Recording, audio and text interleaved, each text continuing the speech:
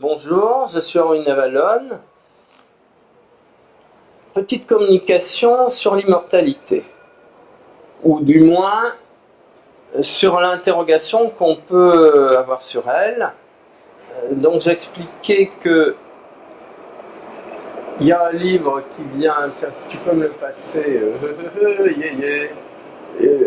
le petit, voilà, un livre qui est sorti, Le Surfeur du Temps, qui justement concerne la grande interrogation que l'être humain peut avoir sur la vie et sur la mort. Dès qu'on parle de la vie et de la mort, on entre dans le sens profond de la vie humaine, et bien sûr les propositions que l'on a des différentes traditions concernent un paradis hypothétique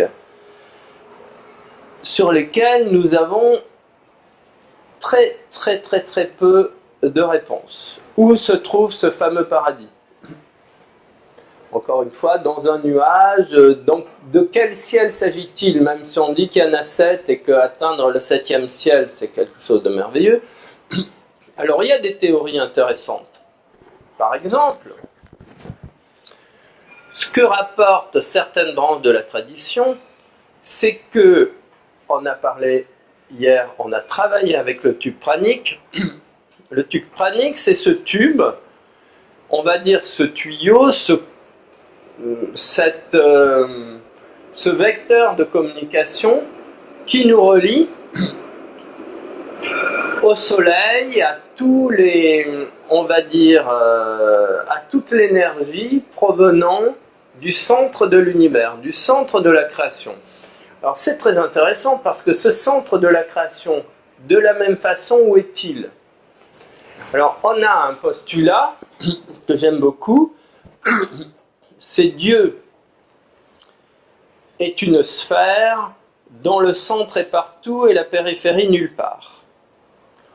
Ce qui signifie que c'est une sphère sans limite. Donc à partir de là, ça ne peut même plus être une sphère. On ne peut que décrire en langage humain ce qui dépasse l'entendement, parce que justement notre mental par essence est limité. Le mental, c'est l'obstacle à la compréhension des choses. Donc comment développer, comment sortir de l'enfermement dans le mental pour arriver à la connaissance? Eh bien, le seul moyen de sortir du mental, c'est la conscience cellulaire. Parce que quand vous sortez de votre appréhension du monde par les petits neurones qui, on va dire, coiffent le sommet de votre tête, et que vous passez à une perception cellulaire de la réalité, eh bien évidemment, vous sortez de cet enfermement, vous ouvrez, et nos cellules sont beaucoup plus intelligentes, ou nous sommes beaucoup plus intelligents par la totalité de nos cellules que par les quelques cellules qui peuplent notre cerveau physiologique. D'où l'importance tout le temps d'inclure l'intégralité de nos cellules dans notre démarche d'appréhension de la conscience. C'est absolument fondamental. C'est pour cela que nous travaillons tout le temps avec l'ensemble des cellules. Donc nous avons ce tube pranique qui nous relie à l'énergie universelle qui est appelée prana dans la tradition orientale, et qui sont les particules subatomiques d'énergie qui contiennent la force de la création, on va dire, complètement concentrée et miniaturisée. C'est tout à fait extraordinaire. Et alors, dans cette assertion, Dieu est une sphère dont le centre est partout et la périphérie nulle part, ça veut tout de même dire qu'il est dans tous les centres de tout ce qui existe. Donc il est dans le centre de chacune de nos cellules.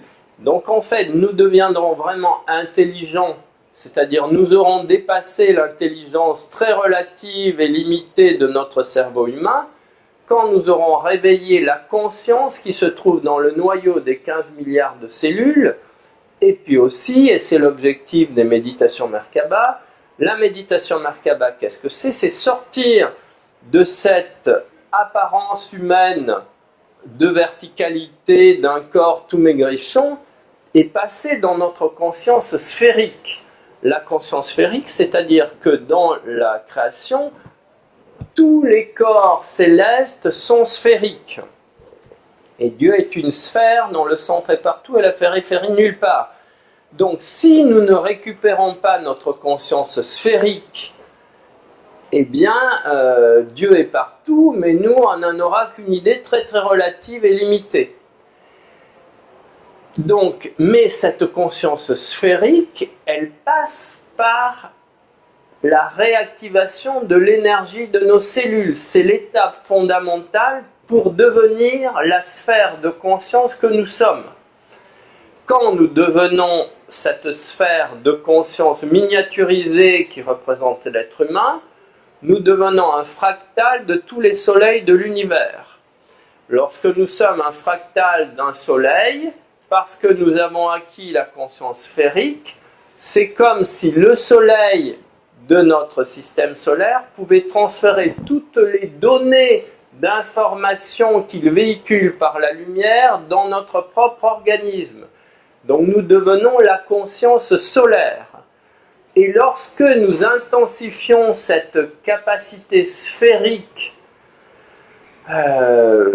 d'expansion de la conscience, eh bien, le soleil de notre système solaire devient à son tour un relais de tous les soleils de notre galaxie et c'est l'information galactique qui commence à nous être bombardée.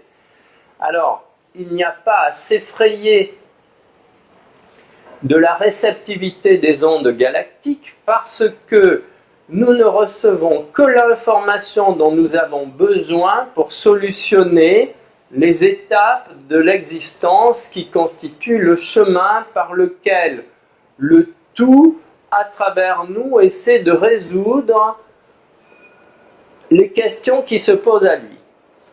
Alors vous allez vous dire, mais bon sang de bonsoir, qu'est-ce qu'il raconte celui-là? Le tout se pose des questions. Eh bien, pourquoi est-ce que le tout ne se poserait pas des questions? Si nous sommes le reflet du tout, pourquoi est-ce que le tout, dont nous sommes le reflet, ne s'en poserait pas aussi? Nous sommes la représentation parfaite du tout dans l'univers, chacun d'entre nous. Et alors, quelles sont les questions que le tout pourrait bien se poser? Eh bien, supposez que le tout, cette extraordinaire sphère de lumière indescriptible, insondable, dont le centre est partout et la périphérie nulle part, supposez que le tout est installé un système de probabilité.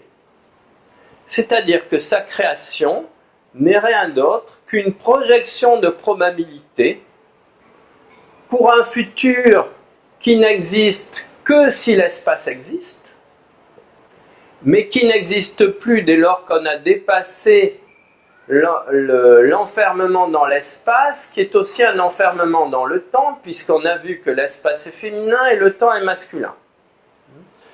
Donc, dès que nous supprimons la distance qui nous sépare du tout, eh bien, le temps n'existe plus. Pour supprimer la distance qui nous sépare du tout, il faut trouver notre propre centre, qui est le centre du tout à l'intérieur de nous. Et alors, peut-être que le tout est en train d'étudier les probabilités qu'il y a pour chaque particule de sa propre création à trouver son propre centre, et que le tout est en train d'étudier les systèmes qui permettront pour chaque partie du tout d'aller chercher son propre centre avec le chemin le plus court, le plus rapide et le plus efficace. Et à ce moment-là, nous entrons dans le grand jeu des probabilités que le tout a installé dans sa propre création. Donc, ceci est extrêmement divertissant. Le tout, peut-être bien, s'amuse avec les particules de sa propre création, et chacun d'entre nous est une particule. Donc à ce moment-là, chacun d'entre nous est un représentant du tout qui a pour objectif de trouver le chemin le plus court pour supprimer la perception, l'enfermement dans l'espace et le temps apparent. C'est une proposition. Si vous en avez de meilleures, je suis tout à fait disposé à vous écouter, mais ça rend l'existence complètement différente. Ça donne un sens, et un sens qui n'est pas un sens impératif comme celui qui est proposé par toutes les traditions. Ça devient un sens relatif pour lequel chacun d'entre nous a un peu un rôle à jouer, comme un musicien a le droit d'interpréter la partition d'une symphonie avec son instrument particulier. Voilà un peu la proposition, et encore une fois, la conscience sphérique, la conscience sphérique, la conscience sphérique.